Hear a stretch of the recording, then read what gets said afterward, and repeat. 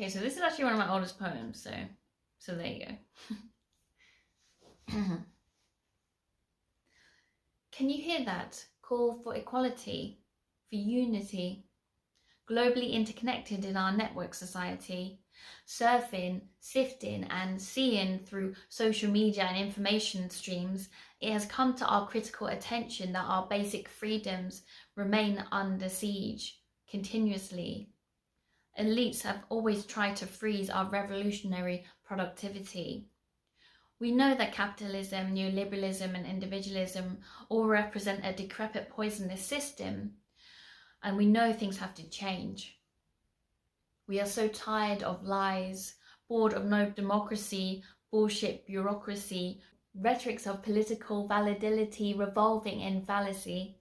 He told me he was born into suits, as if it was a good thing. Double standards. He loved to assert himself. It's okay to hurt me, to lock me, tell me to be silent, to behave, to be absent. Look around, I'm already fucking absent. Yet, without patriarchy, it is you who is lonely, fragile, as your ego is based on humiliating the devalued. Whose interests are you really serving? They are a lying, dying species representing hate.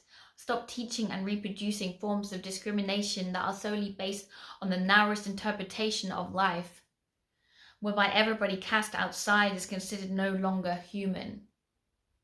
Welcome to white solipsism. Mr. White Colonizer got a gun and butchered the world just for fun. Declared this domain under his rule, his reign, and Europe is still draining dry our worldly veins, making the sky black with our murderous oil campaigns.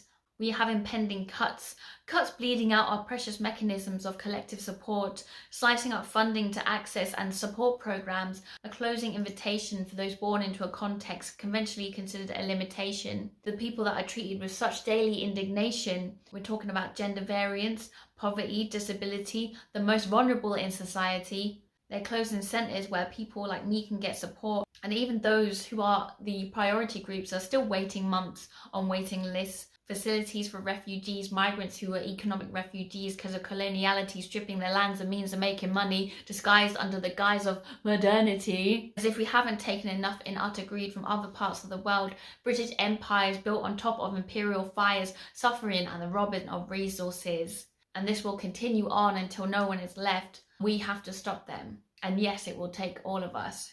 So no, I'm not listening to this shit anymore.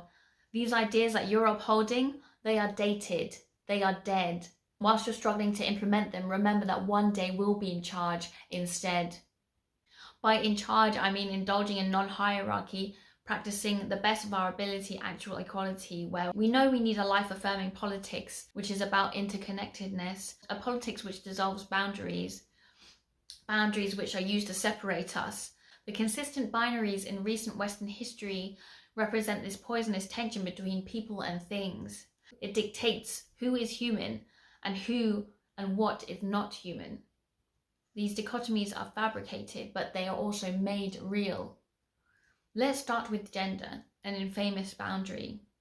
It is a performance, given the impression of fixity. But I don't fit, and my identity is splintered. In my queerness, I know I am malleable. That's all we're asking for, some plurality.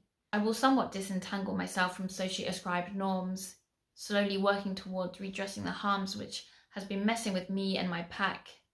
I am real. I am existing, valid and persisting. I need acceptance, not to be fixed to one category. My so-called disabled mind is vibrant and thriving, constantly surviving. So embrace that paradox. Sit here uncomfortably